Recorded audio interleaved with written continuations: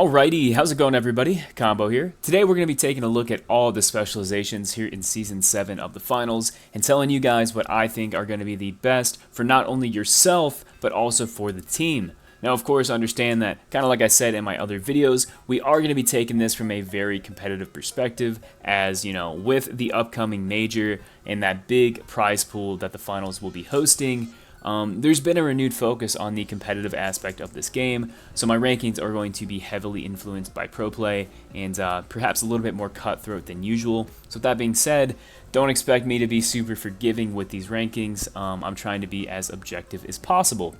With that being said, let's take a look at all of the different tiers here. I'm going to briefly explain what they mean.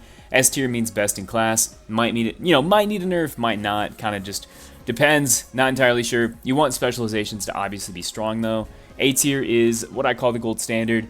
Super balanced, super powerful. Could maybe use a few changes, but overall you're not hurting yourself by using it. B tier, good upsides, pretty bad downsides, but most of the time you're okay with it. C tier I think is more niche. Like in the right hands, you can definitely make it work.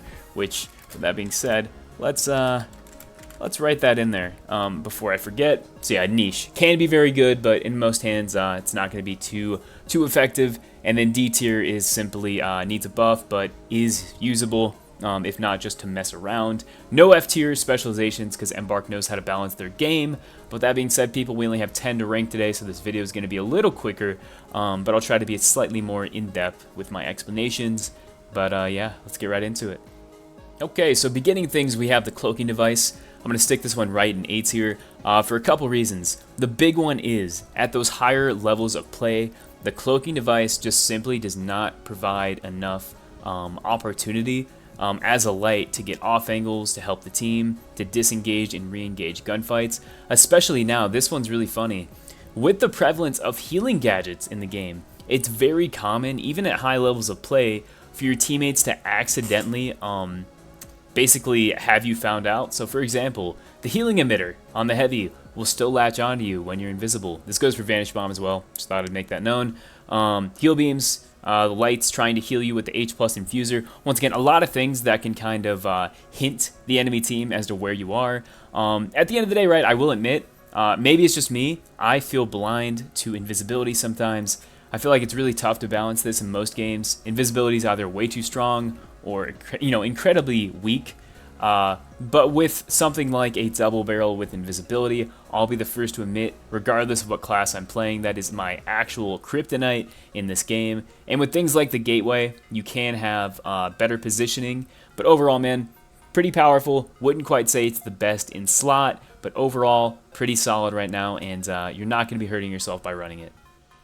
Following that, we have the Evasive Dash, which I'm going to stick right into S tier. This might be a controversial opinion. I do not think the Evasive Dash needs a nerf. I think it's very well balanced. It does everything you need it to do as a light. You get aerial mobility, you get the ability to chase targets, you get the ability to get off angles and re-engage from more advantageous positioning. This allows you to move cache boxes further, it allows you to throw objects further. You know, once again, everything that you could possibly want for a light, Evasive Dash has it. And the best part about it is this is an incredibly skill-dependent gadget.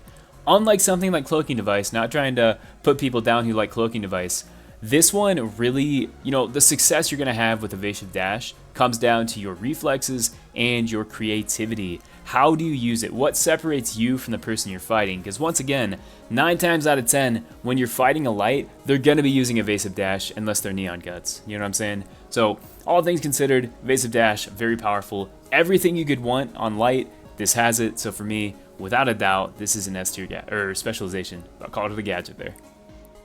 Okay, next up we have the Goo Gun, and I'm going to stick this one in niche. So technically this did receive a nerf with the health of Goo Blobs going down by 60, I want to say. Goo Gun is really niche. I think this is the most niche specialization in the game. There are people, think Ezuko, who can have some fantastic success with it. When you're running melee weapons, this one is a go-to for a lot of people. However, you can block up doorways, you can do this and that is super useful. Especially with healing getting more prominent, a lot of what this specialization does, especially when we're talking in the aggressive perspective, you can do with the Winch Claw. And if you don't want to give up your specialization slot for Goo. You could also run Goo Grenades, which cover more room, they're easier to use, you get 2 of them, and the cooldown is incredibly fast. Now understand, another thing people don't always talk about is Goovement, which is essentially just movement with the Goo Gun, and that's very powerful. I think that's really overlooked a lot of the time, and on heavy, any bit of extra mobility is fantastic, and it really is a game changer. However, at the end of the day, you don't do any damage with it. It doesn't always benefit the team. Sometimes it can actually hinder the team quite a bit, even at those higher levels of play. But once again, in the right hands, fantastic. Generally, though, I'd say it's C tier, hence why it finds itself in niche. Okay, next up we have the Grappling Hook. I'm going to stick this one in A tier as well. This one provides, let me interrupt myself there. This specialization provides movement unlike anything in the game. It's better than the Gateway, better than the Dash. The only downside is you only get 1 grapple. Now granted, cooldown is pretty quick on it, and if you're good with it, you can use this essentially like a super evasive dash. I showed this off in my Grappling Hook guide a few months ago. Once again, there's a lot of really cool techs that the grapple can help you with. However, where the Grapple Hook kind of falls apart is in those close range, kind of close quarters engagements that you find yourself with on light, where evasive dash is just, frankly, it's just the better option. You know, once again, with healing getting more prominent, things like the Grapple Hook can be good, but what that's causing is fights to be, you know, in these super close quarters engagements with goo everywhere, and anything that can kind of block you when you're trying to use the Grappling Hook can make life very difficult. So with all those things considered, Grappling Hook is quite powerful. However, it just slightly falls behind the evasive dash. So for me, I'm going to stick it in A tier. Okay, next up we have the Charge and Slam, and for me, I'm going to stick this one in A tier. Some people might disagree with me. I could definitely see an argument for the Charge and Slam going into S tier. However, there is one gadget that I think just slightly beats it out. One thing that cannot be denied about the Charge and Slam is its ability to destroy buildings. Just absolutely fantastic at that. It's also very good at, you know, knocking opponents off cash boxes and cash outs, so very good there. The big downside to the Charge and Slam, especially those higher levels of play, is if you mess up, if your positioning isn't perfect with this thing, you're going to get lasered. The second you charge in, assuming you don't have a perfect Charge and Slam, you are going to get shredded, unless you're getting pocketed by your team, which with all the healing now is very possible. However, there is one specialization, which we may or may not be talking about next, that I do think just kind of beats out the Charge and Slam. Because let's be honest here, man, there isn't, you know, heavy has no problem with destruction. You got the RPG, you got the C4, you got the sledgehammer, you know, the list goes on and on. There's a lot of things on heavy, even the KS-23 now, that can destroy walls and whatnot. And once again, the damage on this is great. But most of the time, you know, once again, you'd be better off just using your primary weapon and saving your specialization for things that can guarantee a kill rather than, okay, I hope this person doesn't use a Dematerializer or Evasive Dash or, you know what I mean, things like that. So with all that being said, long-winded explanation there. Charge and Slam is still very powerful, but for me, I think it's only going to find itself in A tier. Okay, next up we have the Winch Claw. I'm going to stick this one right in S tier. This does literally everything you need as a heavy. Oh, you're fighting a light with Evasive Dash? Pull him into your team, he's dead. Oh, you're fighting another heavy, and maybe he peeked around a corner for 2 seconds? Winch him in, he's dead. Oh, you wanted to steal that cash out? Let me just yank that away from you, and there's nothing you can do about it. The combos with this are insane. The most popular, if still one of the most popular weapons in the game, is the SA-1216.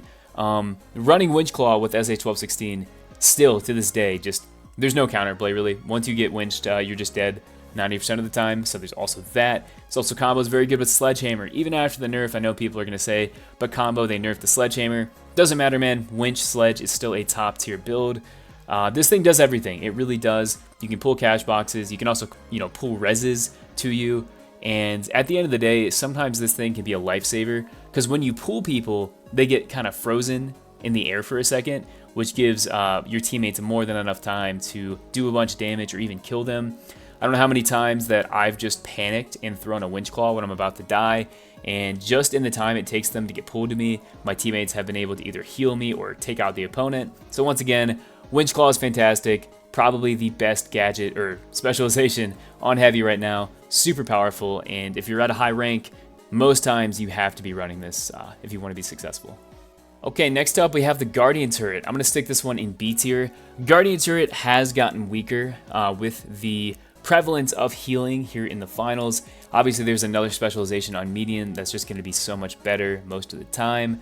But Guardian Turret, just at the end of the day, right, you place it down, you forget about it, it's good at locking down areas. At a minimum, Guardian Turret, regardless of what rank you're at, because this thing does not miss shots, it always demands respect. You place down the Guardian Turret, doesn't matter how hard or how good you are at the game, this thing is going to shoot you, and if you don't pay attention to it, it can cause some problems. Now understand, right, once again, with the prevalence of healing now, Guardian Turret has gotten weaker. I do think it's better than the Goo Gun, but with all that being said, man, I don't really see this thing at high levels of play. However, it sometimes can be kind of a good kind of like mix it up, like kind of panic pick, if you will, because a lot of people at those high levels aren't used to playing against it, so it can catch them off guard. But once again, man, Guardian Turret, probably not going to be your go-to pick on medium, but either way, man, still not a horrible option, and it does have the ease of use, which is going to boost it up in my book. So, B tier for the turret. Okay, next up we have the Mesh Shield. I'm going to stick this one in S tier. Mesh Shield, since it got nerfed all the way back when. You know, there was a period of time where this thing was pretty bad, but it's been slowly receiving some changes as time has been going on. And now the Mesh Shield, it's very popular. I mean, you see it all the time. Even at higher levels of play, you'll still see this thing. It's definitely not the most popular in the world. You know what, actually, I think I'm going to move it down. Not quite S tier. I'm going to move it down to A tier just because there is a lot of counterplay to this one, unlike the Winch Claw, where there is, in most instances, the only counterplay to the Winch Claw is just staying away from it. The Mesh Shield did receive a pretty substantial nerf a while back now, where you can't actually quick melee while you have it out, which is pretty huge for those who don't know. But once again, if you're looking to be more supportive, the Mesh Shield will always be a good option. It's good for blocking people when they're trying to steal a cash out. Once again, there's a lot you can do with this. It also combos very good with weapons that don't have great range. Good at blocking for teammates while they're getting healed. Once again, a very supportive option for those who enjoy that. Not quite as good as the Winch Claw in every scenario, but definitely still a respectable specialization. So for me, Mesh Shield's gonna go in A tier.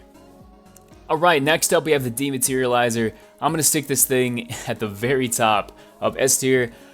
I do truly believe that the Dematerializer is the best specialization in the entire game by a long shot. There is just nothing in the game that lets you manipulate the environment quite like this one. So good at stealing cash outs. I mean, 90% of the time when you run medium, it's like, alright, demat the floor, demat the cash out, do this, demat the cash out so it falls on a jump pad. You're chasing a target, they're on light, and they turn a corner. Okay, well, I'm just gonna cut directly through the wall like I'm playing in creative mode and just immediately take you out. Once again, Dematerializer, the skill ceiling it's kind of like the Evasive Dash, right? The limit to your ability to succeed with the demat really comes down to your creativity. I mean, this thing is just that good. So with that being said, I don't think I have to go too far into this one. This just does everything you could want it to do, gives medium some much needed mobility, and with all those things considered, demat is fantastic, and at a super high level, there really is no reason that you shouldn't be running this unless you're combo and you like the turret because it's funny. So definitely for me, Dematerializer is going to go into S tier. Alright, next up we have the Healing Beam, and I'm also going to stick this one right into A tier. Understand, right, with the prevalence of things such as the H+ infuser and the healing emitter, you know what, actually, I'm going to do an interesting take here. I'm actually going to stick this down into B tier. With the prevalence of things like the H+ infuser and the healing emitter, I think personally those two do a better job than the healing beam in a lot of instances. And if I'm playing medium, if I have two teammates who are more than capable of healing and in a lot of cases doing a better job than me, why would you run the healing beam when you could run something like a demat? Now understand, you don't always have a heavy and a light on your team. You could be running triple medium. And if you're running triple medium, I can definitely see the value. But once again, man, you just also, if you're running triple medium, you're gonna have a lot of demats, or defibs rather. You know what, I'm actually really torn here. I could see either. I wish there was like a B+ tier. I don't know, man. We'll stick it in A tier just for now. Healing Beam is a tough one for me because when you're healing, obviously, because you're not getting that burst healing like on the Infuser or the passive healing that you get with the Emitter, the second you pull this thing out, you can't shoot, once again. But you also get the ease of use of not having to really aim it. So once again, I don't exactly know. We're going to stick it in A tier for the time being. With that being said, still a very powerful gadget, and I would love to hear your guys' feedback. With the new healing gadget or specializations, where do you see this thing shaking up in the meta? Anyways, everyone, with that being said, that does bring us here to the end of the video. Be sure to let me know what you think about my rankings down in the comments section down below. I think this kind of shows that, once again, you know, Embark does a pretty damn good job at ensuring that just about everything in the game is viable. Once again, I'd love to see some opinions on the heal beam especially, because, you know, I've talked to a lot of players, actually just last stream. I was playing with some top 500 guys, and they were even kind of saying too, with the new lineup of specializations, or gadgets rather, heal beam is still good, but does it necessarily have to have a place on the team? Hard to say, man, especially until we find out what Embark's going to decide to do with the H+ Infuser. Anyways, everyone, once again, thank you so much for coming and watching. This has been Combo. As always, stay home, stay safe, and yeah, peace out, everybody. Love y'all. Later.